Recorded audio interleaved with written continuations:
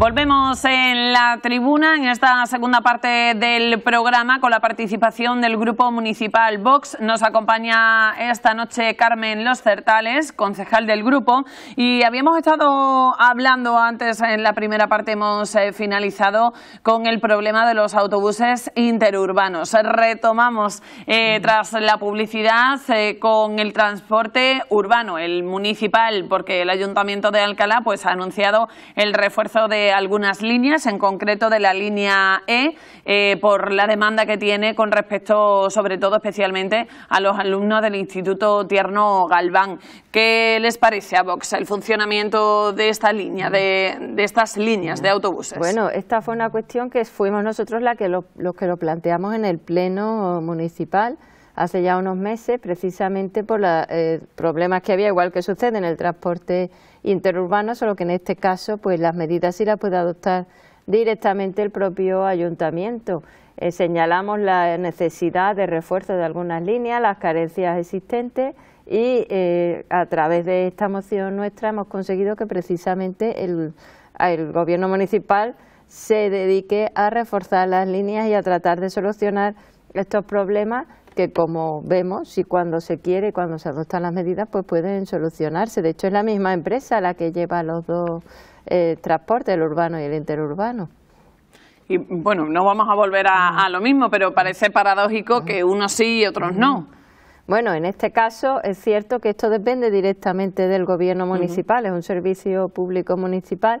y debería ser más fácil para el ayuntamiento conseguir la solución, puesto que solo depende de ello. Pero como hemos dicho antes, tenemos dos delegados en el Consorcio Municipal de Transportes que deberían también hacer su labor para que el consorcio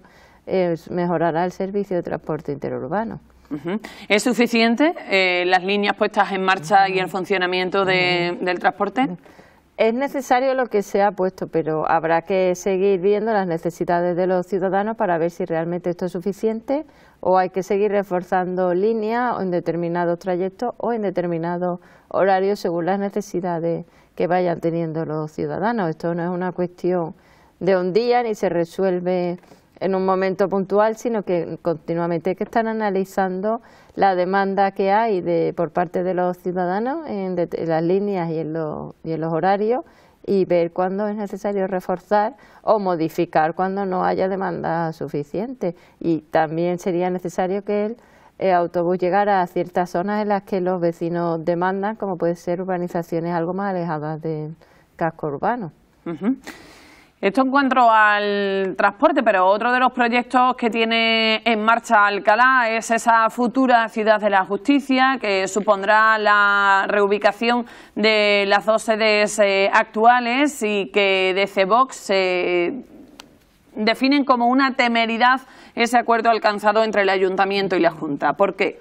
Bueno, en primer lugar, decir que con la Ciudad de la Justicia pasa como con el tranvía, que llevamos años de promesa, en este caso más de 20 años, sin que realmente se dé una solución definitiva, además con distintos cambios. Primero se iba a hacer la antigua comisaría, se vio que no era viable, se pensó en Monte Carmelo, ahora se vuelve a cambiar a la antigua comisaría y ahora resulta que el convenio o el acuerdo que se ha hecho, que todavía no existe convenio realmente ni unas bases claras de cómo se va a llevar a cabo, supone que una competencia autonómica como es el tema de la justicia sea el propio ayuntamiento el que tenga que asumir el coste de reformar la antigua sede de la policía, que todos sabemos el estado de deterioro en que se encuentra, que no es una obra pequeña, no es una obra menor, sino que tiene su relevancia. La vamos a pagar todos los alcalareños y posteriormente, ya en el futuro, la Junta irá pagando un alquiler durante un plazo que debe ser al menos 30 años, se irá recuperando ese dinero. Entendemos que se está exigiendo un sacrificio a los alcalareños que no son los alcalareños los que tienen que hacer, que es la comunidad autónoma la que tiene que llevar a cabo esa actuación. ¿Pero se llegará a recuperar toda la inversión? Primero habrá que ver qué inversión es necesaria. Es que, por eso decimos, ahora mismo lo que hay es un preacuerdo que se nos llevó a un acto muy bonito en el que se firmó como si todo estuviera ya decidido, pero en realidad hay un preacuerdo, no hay un presupuesto. Ahora parece ser que hay que expropiar para que eso tenga tamaño suficiente los edificios colindantes. lo cual conlleva también un retraso en el tiempo, puesto que esos son unos trámites administrativos que tienen sus plazos y sus requerimientos y que como no se hagan en condiciones pueden suponer que se revierta la situación y volvamos a tener que empezar de cero, y es un proceso a muy largo plazo. Habrá que ver cuánto se invierte y si realmente con el alquiler que luego pague la Junta se va a poder recuperar esa inversión de esos 30 años, o va a ser más, o qué va a suceder. Nosotros hemos hecho una propuesta alternativa en varias ocasiones de que se trasladen al menos los 2 juzgados que están en la Plaza del Duque, que además el edificio está en unas condiciones también que no son las adecuadas, y se traslade y se unifiquen los 4 juzgados en el edificio de Arca donde están ahora los otros 2. No se nos quiso hacer caso, se ha trasladado allí la oficina de atención al ciudadano, pero entendemos que era una opción más fácil, menos costosa, más rápida y que hubiera estado a disposición de los ciudadanos y de los profesionales con mucha mayor celeridad. ¿Y qué plazo hay de obra? Es difícil saberlo, ¿no?, de puesta en marcha de esta nueva ciudad de la justicia, puesto que ahora mismo, como bien comentas, tan solo hay un preacuerdo. Claro, es difícil, pero ya te digo, en primer lugar, si se va, nos dicen que se están iniciando el procedimiento para expropiación de los edificios colindantes, ya te digo, es un procedimiento largo, tiene muchos requisitos, hay que hacerlo con mucho cuidado para que sea todo conforme a ley, luego no vaya a haber reclamaciones de los propietarios expropiados, como ha sucedido en otras ocasiones en distintas administraciones, que ha vuelto luego a revertir la propiedad a los ciudadanos, incluso con el inmueble ya restaurado, porque no se había cumplido con la que exige la normativa sobre expropiación. Hay que tener en cuenta que una expropiación supone el quitar a una persona su propiedad para dedicarla a una actividad pública, y es un procedimiento que debe estar perfectamente realizado para que no suponga una vulneración de los derechos de esos ciudadanos. Entonces, todo eso nos va a llevar ya un tiempo considerable, y a partir de que eso se haya terminado será, entiendo, cuando se inicie la obra con la correspondiente licitación que habrá que hacer, el proyecto y luego la duración de la obra, que tampoco es una obra, como digo, menor, sino que es una obra de bastante calado, bastante importante y que va a llevar un tiempo considerable. Claro, porque las expropiaciones vienen a consecuencia de que, aparte de del rediseño y de la recuperación de la antigua comisaría, se van a construir, si no recuerdo mal, 2 nuevos edificios anexos, ¿no? Claro, es que una de las razones por las que en su día se descartó este edificio es porque no tenía tamaño suficiente. Tengamos en cuenta que esto además lleva haciéndose ya tanto tiempo que antes había 3 juzgados, ahora ya hay 4, no sabemos si en el futuro hará falta alguno más. Entonces tiene que tener unas dimensiones considerables para que no se nos vuelva a quedar pequeño cuando ya la obra esté terminando. Sí que es verdad que el proyecto supone la recuperación de un antiguo edificio que ahora mismo está en unas condiciones deplorables en el centro de la ciudad. Se recupera un poco el casco histórico. Sí, ese edificio lógicamente es necesario recuperarlo, pero ¿hasta qué punto hay que destinarlo a esta actividad de Ciudad de la Justicia, teniendo en cuenta además que en esa zona el aparcamiento es difícil, mientras que en el edificio Arca que nosotros propusimos ya hay un aparcamiento que está en funcionamiento con esa hora gratuita además y con suficientes plazas como para que fuera fácil el acceso tanto de ciudadanos como de los profesionales que se desplazan diariamente a los juzgados.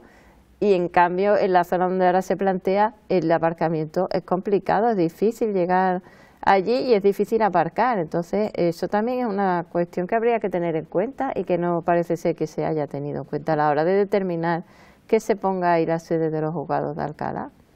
Bueno, pues estaremos muy pendientes de cómo avanza este acuerdo entre Junta y Ayuntamiento para esa futura ciudad de la justicia. Vamos a hablar ahora de empleo. Este último mes de octubre ha subido de nuevo el empleo en Alcalá de Guadaira, ya lleva 2 meses en ascenso, a diferencia del resto de meses del año en el que sí que se ha ido registrando una continua bajada de la tasa de desempleo. Pero desde el Ayuntamiento trabajan en un pacto local entre universidades y empresarios para conocer cuáles son las necesidades formativas y favorecer la inserción laboral de los jóvenes. ¿Qué les parece a Vox esta medida? Hombre, todas las medidas que sean tendentes a que aumente el empleo en nuestra ciudad son bienvenidas. De hecho, nosotros ya hemos puesto de relieve en muchas ocasiones que somos una de las ciudades de España con mayor tasa de paro,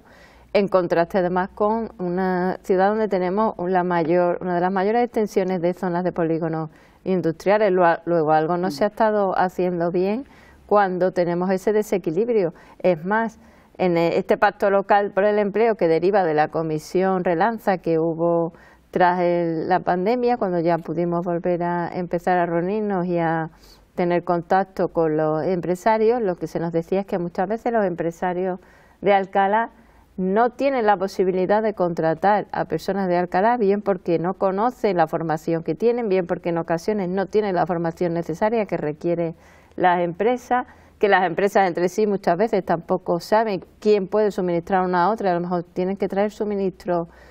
de fuera con el encarecimiento que supone por el transporte, teniendo empresas aquí que les pueden prestar el mismo servicio. Entonces, todo lo que sea que en Alcalá se trabaje en aras de conseguir una mayor tasa de empleo nos parece bien. Esperamos que esto realmente sea una realidad. Ya gracias a la Asociación de Panaderos se ha conseguido que haya una FP dual en temas de panadería que era necesaria para estas empresas que se veían con que no tenían relevo generacional cuando se iban jubilando los trabajadores porque no había personas formadas en ese campo. Ya se están formando, pues en otro resto de ámbitos empresariales e industriales es necesario que exista esa formación y es bueno que haya una comunicación entre los distintos sectores para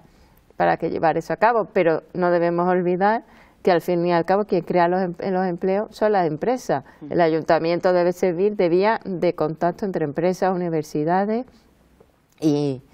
centros de formación, pero lo que tiene que fomentarse a través de medidas de que atraigan a las empresas es que las empresas se instalen en Alcalá y contraten aquí en Alcalá. Estamos viendo como llevamos muchos años que las empresas se nos van porque no se las trata adecuadamente, porque se las trata mejor fuera de Alcalá y se están, en la medida que pueden, o no se instalan aquí o algunas incluso estando instaladas aquí se nos han ido. Fundamentalmente las empresas más importantes son las más conocidas, pero hay también mucha pequeña y mediana empresa que se ha ido de Alcalá porque se les atendía mejor, se les daba más facilidades, incluso mejor fiscalidad fuera de Alcalá. Algo que deben tener en cuenta desde el ayuntamiento, imagino, para promocionar la instalación de empresas y la creación de empleo. Efectivamente, nosotros lo hemos puesto de relieve en numerosas ocasiones en los plenos y haciendo constar eso, que si queremos empleo hay que fomentar que haya empresas que generen empleo aquí en Alcalá. Todo lo demás son empleos que el ayuntamiento puede generar de forma temporal, o los funcionarios que trabajan en el ayuntamiento que tienen su límite, pero el ayuntamiento no es el que crea empleo ni el que va a generar el empleo en Alcalá. Muy bien,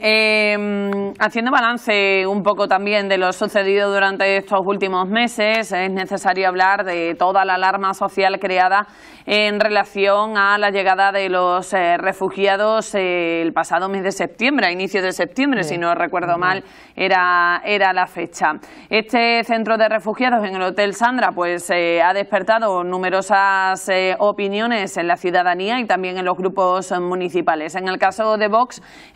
fuisteis bastante críticos en el momento. ¿Cuál es la postura actual? Bueno, en primer lugar tendríamos que ver, somos críticos por varias razones. En primer lugar tendríamos que ver si realmente se trata de personas refugiadas, porque lo que en su mayoría vienen y lo que han venido a Alcalá son hombres jóvenes sin problemas de salud y con posibilidad de trabajar. Entonces no entendemos por qué se les califica de refugiados cuando generalmente los refugiados que suelen venir y que realmente son refugiados, y así sucedió por ejemplo en el caso de Ucrania, y yo he tenido refugiados ucranianos en mi casa, normalmente lo que venían en su mayoría, digamos prácticamente más del 90% eran madres con niños pequeños. Hombres venían muy pocos y los hombres que venían eran hombres mayores que no estaban en disposición de estar en una guerra por razones de edad, de salud, pero hombres jóvenes en edad de o defender, si hay una guerra en su país, defender a su familia y a su país, o en edad laboral y de trabajar, no entendemos por qué se les califica de refugiados, porque ¿qué están dejando en su país? A mujeres, niños y ancianos que sean los que saquen adelante el país y se defiendan si hay una guerra. Parece que la calificación de refugiados no es la más adecuada. Por otra parte, hay que tener también en cuenta que si aquí lo que nos vienen son hombres jóvenes en edad laboral, estamos descapitalizando sus países, puesto que estas personas se están yendo de su país, donde podrían desarrollar una actividad laboral y podrían contribuir al desarrollo de su país, están viniéndose aquí. Quizás sería más adecuado ayudarles allí para que no tengan que salir de su país, no tengan que desarraigarse y puedan contribuir al desarrollo de esos países que muchas veces es tan necesario, ¿eh? Pero, ¿entendieron la alarma social creada en la población? ¿El miedo? Hombre, se entiende desde el momento que se trata de personas que no vienen a integrarse en nuestra cultura en muchas ocasiones, que tienen unos valores y una forma de pensar diferente a la nuestra y que lo hemos podido ver prácticamente nada más llegar en relación con una chica joven, además con cierto grado de discapacidad, a la que varios de estos inmigrantes increparon cuando estaba en su coche. Una de las cosas que les decían es: tú eres una mujer, tú no tienes por qué estar conduciendo. Entendemos que, claro, se puede generar una alarma social en ese sentido, además de pensar que qué va a ser de estas personas cuando ya no se les atienda, cuando deban ellos buscarse un futuro, si no conocen el idioma, no tienen la posibilidad de integrarse laboralmente. Nosotros entendemos que la inmigración debe ser siempre legal y con unos requisitos que permitan a las personas que vienen y como inmigrantes adaptarse a nuestra civilización, a nuestra cultura y sobre todo integrarse también mediante el idioma, mediante la inserción laboral, y no que se trate de personas que muchas veces están dando vueltas por la ciudad sin nada que hacer. Pero Carmen, dejando a un lado la política de inmigración, que pueden estar más o menos de acuerdo con la política de inmigración que lleva a cabo el Gobierno de España, al final son personas que salieron en medios de comunicación en más de una ocasión, que llegaron también rodeados de medios de comunicación. ¿Podéis entender que ellos también sintieron temor y miedo o no aceptación una vez que llegaron a Alcalá? Puede ser, claro, sí, ellos pueden sentirlo, pero en realidad es que estamos hablando de unas personas que no vienen, como se nos dice, en una patera huyendo, sino que esto es un negocio de muchas personas, empezando por las mafias que los traen, porque nadie puede llegar en un cayuco, y así ha salido en numerosas ocasiones, informaciones en prensa. La distancia que hay no se recorre en un cayuco. Esas personas ni en pateras, las acercan en barco y las dejan cerca de las costas españolas o en otros casos de otros países para que entren aquí. Esto es una política que se está llevando a cabo por parte de determinadas instituciones que favorecen que estas mafias traigan a los inmigrantes, que se les dan, se genera un efecto llamada cuando aquí se les acoge, se les da una paga que no se da luego a los españoles. Y se le dan una serie de facilidades. Por ejemplo, puedo comentarte que en Sevilla, me consta de forma personal, por una persona cercana, se les da el gimnasio gratis para que tengan algo que hacer durante el día, gimnasio que los ciudadanos de Sevilla sí están pagando. Entonces, entendemos que estas personas que vengan a España deben venir legalmente, no deben venir a través de mafia. El propio CEAR, el Centro de Acogida al Refugiado, yo me he enterado ahora, yo no lo sabía, conocía su existencia, pero entendía que era un organismo público. Es una ONG privada en la que uno de los problemas que ha habido recientemente con sus trabajadores es que los altos cargos se han subido los sueldos de manera astronómica. Entonces, que esto es un negocio de algunas personas y de algunos organismos que lo que están haciendo es jugar con la vida de estas personas, que algunos mueren cuando vienen, que los traen aquí sin tener posibilidad de integrarse, ni desarrollar un oficio, ni de tener un desarrollo digno, y que no es la forma de actuar, que estas personas evidentemente son personas, pero hay que buscar qué es lo mejor para ellos. Lo mejor no es traérselos en una patera y traerlos aquí sin nada que hacer, que habría, como he dicho antes, que ayudarlos en sus países de origen a que allí puedan desarrollarse y tener una vida tan digna como la puedan llegar a tener aquí o como la que tengamos aquí los ciudadanos de aquí. No pensar que toda África cabe en Europa, porque es que eso tampoco es así. Precisamente CEAR, como señalas, fijó desde un primer momento el plazo, la fecha para el 31 de diciembre de la estancia de estos refugiados en Alcalá, o al menos de personas que están en trámite de conseguir ese permiso de refugiado. ¿Creéis que a partir del 31 de diciembre seguirá el centro de refugiados en Alcalá activo en el Hotel Sandra o cerrará sus puertas?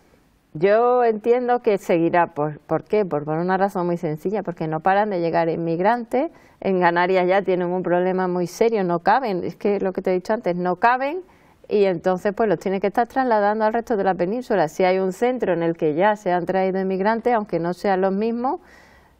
tendrán que seguir trayendo porque necesitan sitios donde meterlos. Y no sabemos qué pasará, si serán los mismos, si estos se irán y llegarán otros, pero evidentemente estos centros, mientras sigan existiendo estas llamadas, sigan entrando inmigrantes y se les desplace a la península, se les traiga aquí, pues tendrán que estar acogidos en algún sitio.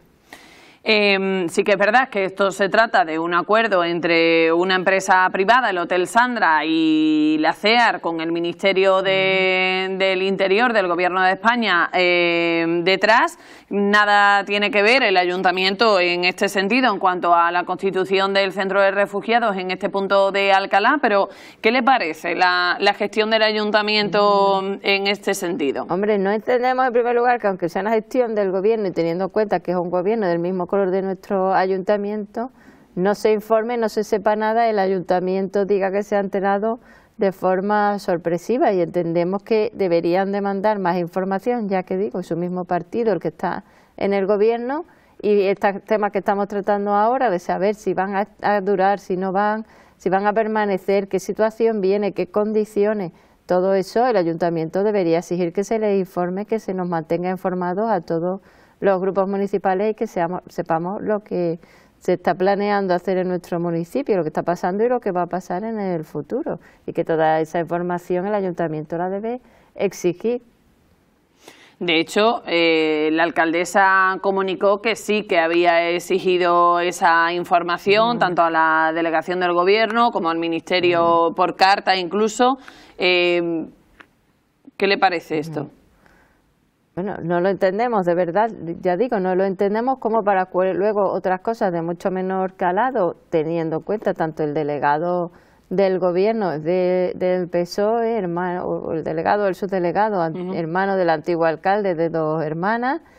El gobierno es de su mismo color y deben mantener en principio una buena relación tanto con uno como con otro, y que para otras cuestiones sea muy fácil ponerse de acuerdo, informar, que tampoco se está pidiendo más, y que para esto resulte que haya un problema de comunicación tan importante y no se tenga esa información, no ahora, sino antes de incluso de que llegaran estos inmigrantes. Bueno, pues ya veremos qué va sucediendo a partir del 31 de diciembre. Ahora sí se nos finaliza el tiempo en este espacio político. Carmen, muchísimas gracias por acompañarnos una semana más. Muchas gracias a vosotros por recibirnos en vuestra casa. Muy bien, pues nosotros volvemos la semana que viene, en este caso con la participación del Grupo Municipal del Partido Popular. Muchas gracias también a todos ustedes que nos acompañan cada miércoles desde casa y buenas noches.